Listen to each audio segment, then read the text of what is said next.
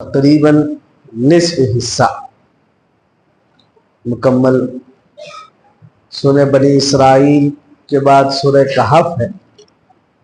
15 پارے مکمل ہوتے۔ الفاظ کے اعتبار سے سورہ کہف کی شروع کی 2 صفحات کے بعد ایک مقام ہے جہاں آدھا قرآن الفاظ کے اعتبار سے مکمل ہوتا ہے۔ تو ہم نے مختصر مختلف صورتوں کے نام، اس کا تعارف، اس میں موجود مضامین اور کسی ایک آدھ آیت کی تفصیل ہم نے سنی۔ رمضان کا کے 2 عشرے گزر چکے، 1 عشرہ باقی ہے۔ میں نے اس بات کا اہتمام نہیں کیا کہ رات میں تراویح میں جتنا پڑھا جاتا ہے اس سب کی تفصیل، جتنی ہو سکی ہلکی پھلکی بہت مختصر کر کے ہی جہاں تک چلے ایک شوق، ایک ذوق، ایک تعارف، ایک پہچان قرآن کا ہو جائے اور ہمارا تعلق اس سے جڑ جائے۔ کل گزشتہ سورہ بنی اسرائیل کے بارے میں کہا گیا تھا۔ سورہ بنی اسرائیل کے بعد ہے سورہ کہف۔ کیا ہے؟ سورہ کہف بہت عظیم الشان سورت ہے، اس کے بہت فضائل احادیث مبارکہ میں بیان کیے گئے، اور جمعہ میں سورہ کہف پڑھنے کی تاکید ہے۔ جو آدمی جمعہ میں سورہ کہف پڑھتا ہے اگلی جمعہ تک اس کو ایک خاص نور نصیب ہوتا ہے، اور جو آدمی سورہ کہف پڑھنے کا اہتمام کرتا ہے وہ دجال کے فتنے سے بچا رہتا ہے۔ سورہ کہف میں اللہ تعالیٰ نے 4 قصے بیان کیے۔ کتنے؟ 4 قصے بیان کیے ہیں الگ الگ۔ ایک قصہ تو ان چند نوجوانوں کا ہے جنہوں نے مخالف حالات میں اپنی ایمان کی حفاظت کے لیے ماحول سے کٹ کر، معاشرے سے کٹ کر اور معاشرے سے دشمنی مول لے کر اپنے ایمان کو بچانے کے لیے ایک غار میں پناہ لی۔ کہف کے معنی آتے ہیں غار، اصحاب کہف کے معنی آتے ہیں غار والے۔ اصل میں مشرکین مکہ نے اپنے ایک آدمی کو یہودیوں کے پاس بھیجا تھا کہ ان سے جا کر پوچھو کہ یہ جو محمد ہے نبوت کا دعویٰ کر رہے ہیں یہ سچے ہیں یا جھوٹے ہیں، ان کی بات ماننا چاہیے کہ نہیں ماننا چاہیے؟ چونکہ تم اہل کتاب ہو، تمہارے پاس تورات ہے، اس میں تفصیلات ہوں گی۔ تو یہودیوں نے بجائے اس کے کہ اس کا جواب دیتے ہیں ان کو سوال تھما دی، کہا کہ 3 سوالات تمہیں دیتے ہیں، وہ جا کر پوچھو، اگر ان تینوں سوالات کے جواب دے دے تو بھی نبی نہیں، اور سوالات کے جواب نہ دے تو بھی کچھ کا دے کچھ کا نہ دے تو نبی ہے۔ کیا کیا؟ ایک سوال تو یہ تھا کہ ان چند نوجوانوں کا قصہ کیا ہے جو اپنے ایمان کی حفاظت کے لیے غار میں جا کر انہوں نے پناہ لی۔ دوسرا سوال یہ تھا کہ ایک شخص جس کو اللہ نے قوت و طاقت دی اور وہ پوری دنیا گھوما، اس کا قصہ کیا ہے؟ اور تیسرا سوال روح کیا ہے، روح کی حقیقت کیا ہے؟ تو 2 سوال کے جوابات اگر نبی ہوں گے تو 2 دیں گے، ایک غار والوں کا قصہ اور ایک اس بادشاہ کا قصہ جو پوری دنیا میں گھوما پھرا۔ روح کے بارے میں تفصیل نہیں بتائیں گے، مختصر جواب دیں گے۔ تو یہ جب سوالات لے کر آئے کہ اب تو بہترین بات مل گئی، اب تو آخری فیصلہ ہے، تو یہ مشرکین مکہ بہت خوش ہو گئے۔ سوالات لے کر نبی پاک صلی اللہ علیہ وسلم کی خدمت میں آئے۔ نبی پاک صلی اللہ علیہ وسلم نے سوالات سن کر کہا یہ کل بتاؤں۔ اس کا جواب کیا ہے؟ کل دوں گا، لیکن انشاءاللہ نہیں کہا. کیا نہیں کہا؟ انشاءاللہ نہیں کہا، بھول گئے. اب اس نہ کہنے کی وجہ سے کئی دن تک وہی بند رہی. 15 دن تک وہی نہیں آئی. 15 دن تک نبی پاک صلی اللہ علیہ وسلم پریشان. ادھر مشرکین مکہ بہت خوش ہو گئے. دیکھو بھائی کل ابھی تک نہیں آیا، کل ابھی تک نہیں آیا. یہ تو ایسے بیان کرتے ہیں، یہ سچے نہیں ہے. تو نبی پاک صلی اللہ علیہ وسلم کو دوہرا غم. ایک غم ان مشرکین کی ہنسی خوشی کا، مذاق اڑانے کا، اور دوسرا غم یہ جو وحی آتی تھی، جبرائیل علیہ السلام تشریف لاتے تھے، اس کا رک جانا، یہ دوہرا غم تھا. اچھا درمیان میں ایک بات بتاؤں، انبیاء علیہم السلام کی تربیت خود خدا کرتے. انبیاء کی تربیت کیا کرتے ہیں؟ خود اللہ تعالی کرتے. ان کی غلطیوں، ان کی اونچ نیچ کی پکڑ اللہ تعالیٰ فرماتے. اس کا مطلب یہ نہیں کہ اللہ ان سے ناراض ہے، اللہ تربیت کرنا چاہتے. آپ قرآن کریم پڑھیں گے، جگہ جگہ آپ دیکھیں گے اللہ تعالیٰ نبی پاک صلی اللہ علیہ وسلم کو اللہ کے محبوب ترین شخصیت ہے، ذات ہے نبی پاک صلی اللہ علیہ وسلم. لیکن کوئی بھی باپ اپنا جتنا چہیتا بچہ ہو، اس بچے کے بارے میں یہی چاہے گا کہ اس کے اخلاق اچھے سے اچھے ہو، اس کا کردار اچھے سے اچھا ہو. باپ بچے کو ڈانٹتا ہے تو غصہ نکالنے کے لیے نہیں، دشمنی نکالنے کے لیے نہیں، اپنے غصے کو ٹھنڈا کرنے کے لیے نہیں، اس کو یہ احساس ڈانٹنے پر مجبور کرتا ہے کہ میں اپنے بچوں کی غلطی پر خود کہوں، کوئی دوسرا نہ کہے. باپ ڈانٹتا ہے تو اس کا مطلب کیا ہے؟ میں میرے بچے کو خود کہوں، اس کی غلطی میں سدھاروں. ایسا نہ ہو کہ کوئی دوسرا آ کر مجھے کہے کہ تمہارا بچہ ایسا ہے. اب تو یہ مزاج نہیں رہا، اب تو یہ مزاج، اب تو ہمارا بچپنا تھا. ہم اگر کوئی غلطی کر کے کسی سے جھگڑا کر کے آ جاتے، اگرچہ کہ غلطی سامنے والے کی طرف، تو والدہ ہمیں یہ نہیں پوچھتے کہ غلطی کس کی ہے، تنبیہ ہماری ہوتی. تو گیا کیوں اس کے ساتھ؟ تیری غلطی کیا ہے؟ تو گیا کیوں؟ تو ہمیں ڈر ہوتا تھا کہ کسی کے سے لڑائی جھگڑا نہ کرے. غلطی چاہے کس کی ہو، ڈانٹ کسے پڑے گی؟ ہمیں پڑے گی.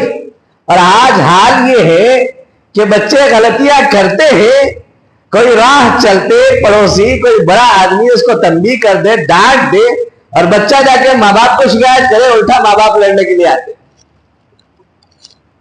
اور ایسے ایسے جملے کہتے ہیں، اللہ کی پناہ. تمہیں کون سی بولنے والے؟ کیا تم نے پیدا کیا ہے؟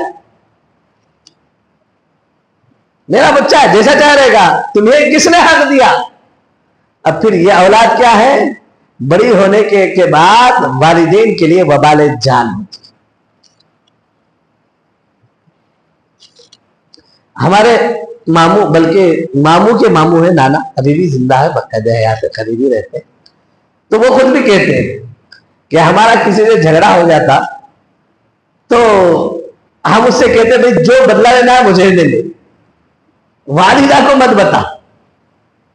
والدہ کے پاس شکایت لے کر گیا تیری خیریت میں، اگر نہیں لے جائے گا تجھے غصہ اتارنا مجھے اتار لے، مار لے، جو کرنا ہے کر لے، لیکن کیا ہے؟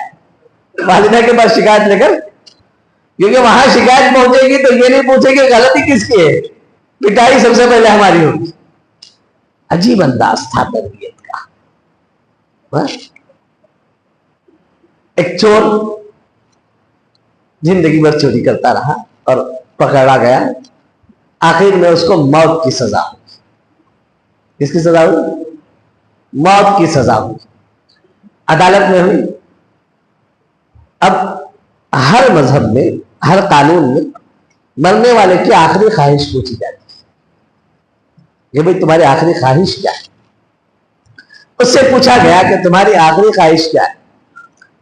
تو اس نے کہا کہ میں اپنی ماں سے کچھ خصوصی بات کرنا چاہتا ہوں, میری ماں کو بلایا جائے. ماں کو بلایا گیا, کہا کہ کان میں بات کرنا چاہتا ہوں. تو اس کو قریب لایا گیا, وہ ماں کے کان کے قریب گیا اور کان کے قریب جا کر کان کو پکڑا اور بہت زور سے کاٹ لیا, بہت زور سے. خون آنے لگا, چیخنے چلانے لگا, پوری عدالت میں لوگ گالیاں دینے لگے. کیسا بدتمیز, بد کردار, بد اخلاق ہے. آخری وقت ہے موت آنے کا اور اب بھی اپنی شرارتوں سے زندگی بھر تو چوری کرتا رہا. اب مرنے کے وقت کیا ہے, ماں کو تکلیف دے کر جا رہا. تو لوگوں نے بہت برا بھلا کہا. تو اس نے کہا کہ بھئی مجھے کیوں برا بھلا کہتے ہو, آج میری اس حالت کی ذمہ دار میری ماں. آج میں جان سے ہاتھ دھو رہا ہوں تو اس کی ذمہ دار کون ہے, میری ماں ہے. جب بچپن میں نے ایک چھوٹی چیز چوری کر کے ماں کے حوالے کی تھی, اگر وہ اس وقت اس کا ریاکٹ کرتی اور ایک تھپڑ لگاتی, ہمت نہ ہوتی دوسری چوری کرنے کی. پہلی چوری کر کے لے جا کر دیا, میں ایک انڈا چوری کر کے لے جا گیا تھا, اس نے خوشی سے رکھ لیا اور کیا کی, پیٹ تھپ تھپائی, بہت اچھا کیا, بہت اچھا کیا. کسی نے دیکھا تو نہیں. تب اس سے کیا ملا, حوصلہ ملا اور اتنا بڑا ڈاکو بن گیا کہ آج میری جان پر بنائے. والدین بچوں کے لیے آئیڈیل ہوتے ہیں. ماں کی گود پہلی تربیت گاہ ہوتی. تو بہرحال بات کہاں سے چلی تھی, بات یہ تھی کہ وہ باپ اپنے اولاد کو ڈانٹتا اس لیے ہے کہ کوئی دوسرا نہ ڈانٹے. وہ اس کی غلطی کوتاہیوں کو پکڑتا اس لیے ہے کہ اس کی زندگی میں کوئی غلطی نہ رہ جائے کہ کوئی انگلی اٹھا سکے. کسی بھی فیکٹری میں کوئی چیز بنتی ہے تو ایک اہم عہدہ ہوتا ہے کس کا, کوالٹی چیک کرنے والے کا. سیلری اس کی بڑی ہوتی ہے, وہ باریکی سے چیک کرتا ہے کہ کوئی نقص نہ رہ گیا, کیونکہ اگر کمی فیکٹری میں پکڑی گئی اور درست ہو گئی تو وہ اچھا مال ہے, اور کمپنی سے نکل گیا کوئی نقص باقی رہ گیا تو وہ ریجیکٹ مال. تو اس طرح اللہ تعالی انبیاء علیہ الصلوۃ والسلام کی خود اصلاح کرتے ہیں, خود تربیت کرتے ہیں. ذرا سی بات پہ, ہلکی ہلکی سی بات پر کہیں اللہ تعالیٰ نے کہا عفا اللہ عنک لما اذنت لهم.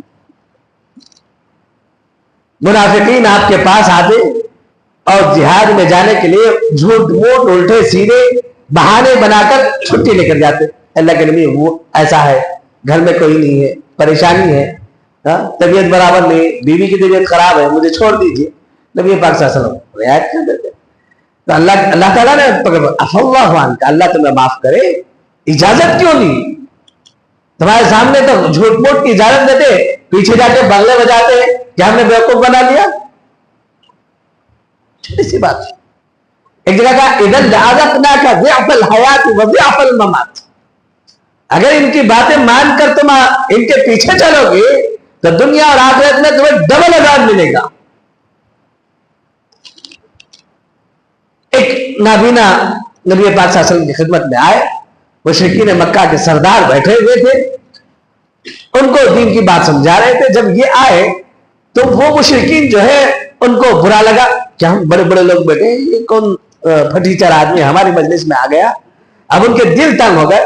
یہ دیکھ کر نبی پاک صلی اللہ علیہ وسلم کو تھوڑا سا یہ ہوا کہ بھئی یہ اس وقت نہ آتے, کم از کم یہ کچھ تو بات سن لیتے, کچھ تو سمجھنے والے اور دین کی طرف مائل ہو جاتے.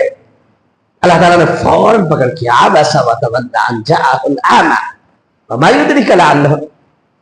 آپ کا چہرہ بگڑ گیا, آپ نے چہرہ پھیر لیا اس بات سے کہ ایک نابینا آپ کے پاس آیا. ارے ایسے ہزاروں اس ایک پر قربان ہے, وہ ان کو ہدایت ملے گی, مانیں گے نہیں مانیں گے ان کا کوئی بھروسہ نہیں. یہ تو تمہیں ماننے والا ہے, یہ تمہاری بات پر چلنے والا ہے, تم نے کیوں چہرے پر شکن ڈال دی. تو جگہ جگہ اللہ تعالیٰ کیا ہے, نبی پاک صلی اللہ علیہ وسلم کی تربیت فرماتے. تو یہاں پر اللہ تعالیٰ نے انشاءاللہ نہ کہنے کی وجہ سے 15 دن تک وحی روک دی، اور پھر 15 دن کے بعد وحی نازل ہوئی اور ان تینوں سوالات کے جوابات دیے گئے، اور پھر اسی کے درمیان یہ بھی کہا گیا وَلَا تَقُولَنَّ لِشَيْءٍ إِنِّي فَاعِلٌ ذَلِكَ غَدًا إِلَّا أَن يَشَاءَ اللَّهُ، کسی بھی کام کو یہ نہ کہو کہ کل کروں گا، مگر یہ کہ اس کے ساتھ انشاءاللہ ملا لیا کرو۔ جو بھی کام بعد میں کرنا ہے اس کو کرنے کے لیے اللہ کی مشیت پر موقف رکھا گیا کہ اللہ چاہے گا تو ہوگا، میری ذات سے کچھ بھی نہیں ہوگا۔ ہمارے ماحول میں آج کیا ہے معلوم؟ اگر بھئی فلاں جگہ ہے، کچھ کام ہے آپ سے اور آپ فلاں وقت تشریف لائیے، ضرور آنا، انشاءاللہ انشاءاللہ نہیں ضرور آنا، انشاءاللہ آ کر پھر ہوتی، یعنی ماحول میں یہ کہ انشاءاللہ کا مطلب نہیں، ایک عام محاورہ چلتا، انشاءاللہ 2 قسم کا ہوتا ہے، ایک انشاءاللہ تعالی اور ایک انشاءاللہ تعالی۔ انشاءاللہ کیا ہے؟ کسی کام کو نہ کرنا ہو تو انشاءاللہ لگانا، نعوذ باللہ من ذالک، غلط بات ہے۔ جس کام کا کرنا یقینی ہو، کرنا ہی ہے، وہاں انشاءاللہ لگتا ہے کہ ضرور کروں گا لیکن میری بس میں کچھ نہیں ہے، اللہ چاہے گا تب ہوگا۔ بہرحال وہی نازل ہوئی 15 دن کے بعد، اس بات پر تنبیہ کی گئی کہ آئندہ کے لیے اس بات پر احتیاط کی جائے کہ کوئی بھی کام کل کا ہو، بعد میں کرنے کا ہو تو اس کے ساتھ کیا کرنا چاہیے؟ تو انشاءاللہ کہنا کس بات کی دلیل ہے؟ انشاءاللہ کب کہیں گے؟ جبکہ یقینی طور پر کرنا ہو، کوئی بھی کام یقینی طور پر کرنا ہو تو اس وقت کیا کہیں گے؟ انشاءاللہ کہیں گے، معمول بنائیں گے اس بات کو۔ ان نوجوانوں کا قصہ بیان کیا گیا، وہ سنا ہوگا آپ نے، کبھی موقع ملے گا تو تذکرہ کیا جائے گا۔ ایک دوسرا ذوالقرنین کا قصہ بیان کیا گیا آخری صورت میں، کہ اللہ نے ان کو طاقت دی تھی، جنوب میں، مشرق میں، مغرب میں، پوری دنیا گھوما۔ یاجوج و ماجوج کا قصہ اسی کی ضمن میں بیان کیا گیا ہے۔ ایک اور قصہ بیان کیا ہے حضرت موسیٰ اور حضرت خضر علیہ السلام کا، کہ حضرت موسیٰ علیہ السلام ایک مرتبہ تقریر کر رہے تھے، کسی نے پوچھا سب سے زیادہ علم کس کے پاس ہے؟ تو حضرت موسیٰ علیہ السلام نے کہا کہ روئے زمین پر سب سے زیادہ علم مجھے۔ بات تو صحیح تھی، کیونکہ نبی اس زمانے کا سب سے زیادہ جاننے والا ہوتا ہے، لیکن اللہ تعالیٰ کو یہ جملہ اچھا نہیں لگا، کہنا یہ چاہیے تھا کہ واللہ اعلم، اللہ سب سے زیادہ جانتا ہے، مجھے بھی علم ہے۔ تو یہ جیسے میں نے ابھی کہا، انبیاء کی تربیت کون کرتے ہیں؟ اللہ تعالیٰ کرتے ہیں۔ تو اللہ فوراً حضرت جبرائیل علیہ السلام آئے اور کہا کہ بھئی تم کہتے ہو تمہیں سب سے زیادہ علم ہے، میرا ایک بندہ ہے وہ تم سے زیادہ جانتا ہے۔ تو نبی ہوتے ہیں، علم کے رسیا عاشق ہوتے ہیں، تو حضرت موسیٰ علیہ السلام نبی ہوتے ہیں، نبی سے زیادہ علم کسی کے پاس، کیونکہ ڈائریکٹ نبی کے علم کا تعلق کہاں سے جڑتا ہے؟ علم کے مخزن سے، علم کے خزانے سے، جو علم کا خالق ہے، خالق کائنات ہے، علام الغیوب ہے، عالم الغیب والشہادہ ہے، اس سے نبی کے علم کا سرا جڑتا ہے۔ تو فوراً کہا کہ اللہ اگر ایسا ہے تو بتائیے وہ کون بندہ ہے، میں جا کر ان کے پاس علم حاصل کروں گا۔ تو علم حاصل کرنے کے لیے کون جا رہے ہیں؟ نبی ایک عام امتی کے پاس جا رہے ہیں۔ یہ الگ بات ہے کہ ان کا علم الگ تھا، ان کا علم الگ تھا، اس کی بھی تفصیل واقعات، بڑا بہترین قصہ ہے، کبھی سنے پڑے۔ میں آج ایک اور قصے کی طرف توجہ دلانا چاہتا ہوں۔ ایک اور قصہ اللہ تعالیٰ نے 2 لوگوں کا ذکر کیا، وَضْرِبْ لَهُمْ مَثَلَ الرَّجُلَيْنِ جَعَلْنَا لِأَحَدِهِمَا جَنَّتَيْنِ مِنْ أَعْنَابٍ وَحَفَفْنَاهُمَا بِنَخْلٍ وَجَعَلْنَا بَيْنَهُمَا زَرْعًا۔ 2 آدمیوں کا قصہ اے نبی صلی اللہ علیہ وسلم آپ لوگوں کے سامنے بیان کی۔ ایک مالدار تھا، 2 باغات تھے اس کو، کس کے تھے؟ کھجور تھے اور انگور کے باغات تھے، اب بہترین باغات تھے، اور اس کے پھل بے شمار آتے تھے اور اس کے باغات کے بیچ میں نہریں چلتی تھی اور جو بڑے باغات تھے اس کے بیچ ایک کھیتیاں بھی تھی. اگر دیہات کے اور گاؤں کے لوگ ہیں تو جانتے ہیں جو بڑے بڑے باغات ہوتے ہیں جیسے آم کا باغ ہو گیا, ناریل کا باغ ہو گیا, سپاری کا باغ ہو گیا, اس کے بڑے بڑے درخت ہوتے ہیں, اس کے درمیان جو خالی جگہ رہتی ہے اس کو ہل جوت کر وہاں بھی چھوٹی چھوٹی چیزیں کیا ہے اگائی جاتی ہے. باغ کے درمیان کھیت, باغ بھی, تو اس سے آمدنی سالانہ ہوتی ہے. اور جو کھیت ہوتے ہیں وہ اپنے اعتبار سے کوئی 1 مہینے کی, کوئی 2 مہینے کی, کوئی 3 مہینے کی کھیتی ہوتی ہے. جیسی کھیتی ہوتی ہے ویسی آمدنی ہوتی ہے. باغات کی آمدنی الگ ہوتی ہے اور کھیتوں کی آمدنی الگ ہوتی ہے. تو اللہ تعالیٰ نے 2 باغات دیے تھے اور اس کے پھل بھرپور آتے تھے اور دونوں کے دن پانی کی کوئی تنگی نہیں تھی, نہریں جاری تھی اور ان باغات کے درمیان کی جو جگہ تھی اس میں کھیتیاں ہوتی تھی. اور اللہ نے اس کے علاوہ بھی مال و دولت خوب دیا تھا. ایک دوست تھا, بعض روایت میں ہے کہ بھائی تھا, اس کے پاس وہ چیزیں نہیں تھی, تنگ دست تھا. بعض روایت میں آتا ہے کہ 2 بھائی تھے, جائیداد میں ان کو پیسے ملے تھے. ایک بھائی نے اس کو دنیا بنایا, ایک بھائی نے اللہ کے راستے میں سب صدقہ و خیرات کر دیا. اب ایک مرتبہ ضرورت پڑی, جو تنگ دست تھا وہ مالدار کے پاس آیا اپنی ضرورت کو ظاہر کرنے کے لیے. تو وہ مالدار اس کو تنگ دست کو اپنے باغ میں لے گیا اور لے جا کر بڑائی کی باتیں, تکبر کی باتیں کرنے لگا. یہ دیکھو باغ, یہ دیکھو میرا کھیت کیسا ہے, کیا دیا مجھے, کیا کمی ہے میرے پاس.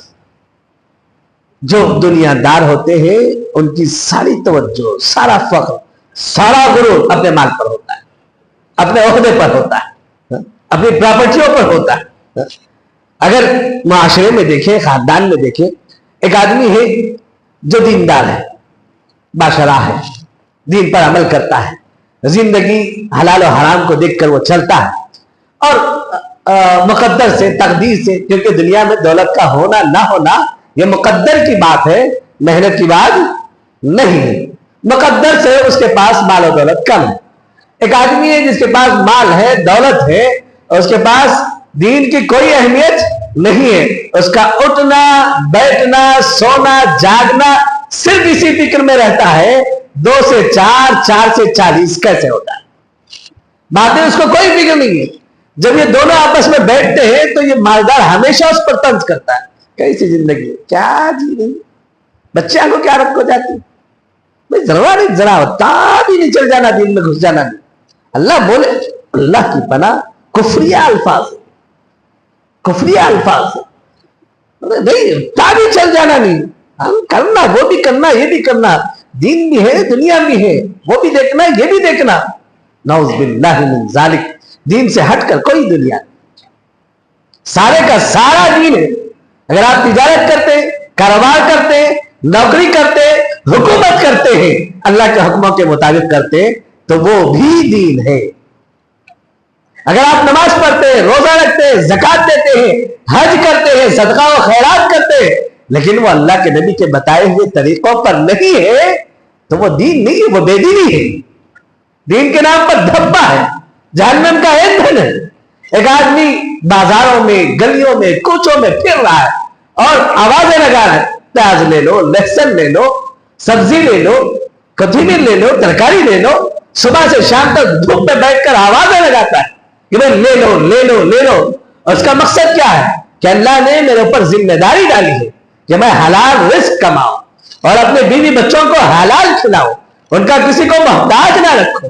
اور وہ نمازوں کی پابندی کرتا ہے, فرائض کی پابندی کرتا ہے, کاروبار میں دھوکہ نہیں دیتا, جھوٹ نہیں بولتا, اس نیت کے ساتھ وہ کماتا ہے اور وہ آوازیں لگاتا ہے پیاز لے لو, لہسن لے لو, سبزی لے لو, تو وہ اس شخص سے زیادہ ثواب کا مستحق ہے جو مسجد میں بیٹھ کر زور زور سے سبحان اللہ, الحمدللہ, اللہ اکبر کے ضربے لگاتا ہے. اور مقصد یہ ہے کہ لوگ مجھے دیندار سمجھے, مجھے اللہ والا سمجھے, لوگ میری عزت کریں. اس کا مقصد اللہ کی خوشنودی نہیں ہے, لوگوں کو دکھانا ہے. تو اس کی اللہ کی ضربوں سے بڑھ کر اس کی وہ آوازیں ہیں جو کہتا ہے کہ میرے پاس سبزی. دین الگ, دنیا الگ نہیں ہے. اگر شریعت کے مطابق کی جاتی ہے تو ہر چیز کی اگر اس سے ہٹ کر کی جاتی ہے تو وہ سجدہ بھی وبال ہے، وہ زکات بھی وبال ہے، وہ تعاون بھی وبال ہے، وہ صدقہ و خیرات بھی وبال ہے، وہ نمازیں بھی وبال ہے، وہ ہولیاں اور چہرہ مہرہ بھی وبال ہے انسان کی۔ تو لوگ کیا کہتے ہیں؟ کیا کہتے ہیں؟ نہیں بتا بھی نہیں چلے آنا تھوڑا بہت۔ ابھی میں اس سے پہلے بھی تذکرہ کیا تھا، ایک صاحب اس نے کہا کہ بھئی نہیں، سود کیا ہے؟ سود پہلے غریبوں سے لیا جاتا تھا، غلط تھا۔ کہاں لوگ بینک کا ہے، غریبوں کو کہاں دیتی ہے سود؟ مالداروں کو دیتی ہے۔ یہ وہ سود نہیں ہے جسے اب مجھ سے سمجھا نہیں، حضرت سمجھنا ذرا نہیں ذرا، یہ آپ بتاؤ اگر آج انشورنس نہیں بنائیں گے، خدا نہ خواستہ کسی حادثے کا شکار ہو جاتا ہے، اس کے بیوی بچے کہاں جائیں گے، فلاں کہاں جائیں گے؟ آج ماحول میں خاص گھر لینا اور اس کا کرایہ، اس کے قرضے چکانا کتنی بڑی بات ہے، آسان نہیں ہے پیسے جمع کر لینا۔ لون آدمی لیتا ہے، لون کو آپ اجازت دیں گے تو آدمی اپنا گھر رہتا ہے۔ میں ہم زمانے سے کرائے کے گھر میں رہ رہے، اللہ کا کرم ہے۔ میرا یہ سوچنا ہے تقسیم اللہ کی، خاص گھر دیا اللہ کی تقسیم ہے، کرائے کا گھر دیا اللہ کی تقسیم ہے۔ مجھے کرائے کا گھر دیا تو میرے کرائے کا نظم کون کرے گا؟ اللہ کرے گا۔ کار ساز ماں بساز کار ماں، فکر ماں در کار ماں آزار ماں۔ ہمارے کاموں کا بنانے والا تو ہمارے کام بنا رہا ہے، ہمیں اپنے کاموں کی فکر اپنے آپ کو نقصان دینا۔ میرا سوچنا یہی ہے، اللہ کا کرم ہے، اللہ انتظام کرتا۔ اللہ دنیا میں کسی بھی آدمی کو ضروریات کے معاملے میں پریشان نہیں کرتا۔ آدمی خواہشات بلکہ اس سے بڑھ کر ہوس کی وجہ سے پریشان ہوتا ہے، ورنہ جس حیثیت کا جو آدمی ہے اس کی ضروریات بلکہ ضروریات سے بڑھ کر خواہشات بھی اللہ تعالیٰ آسانی سے پورے کرتے رہتے ہیں۔ تو اب وہ مجھے سمجھا رہے نہیں حضرت، میں نے کہا کہ یہ بتاؤ کہ رزق کا ذمہ دار کون ہے؟ کتنے لوگ ہیں بے شمار انشورنس جائیداد وغیرہ بنا کر چلے گئے اور ان کے گھر والے روڈ پر آ گئے، کتنے واقعات نہیں، اور کتنے ہیں انہوں نے کچھ نہیں رکھا، اللہ نے ان کے روزی کا نظام بنایا۔ نہیں حضرت وہ اپنی جگہ، پھر یہ تو یہ ہوتا ہے معاشرے میں، آپ دیکھیں مال ہوتا ہے اور دین نہیں ہوتا تو دینداروں کو گھٹیا نظر سے دیکھا جاتا ہے۔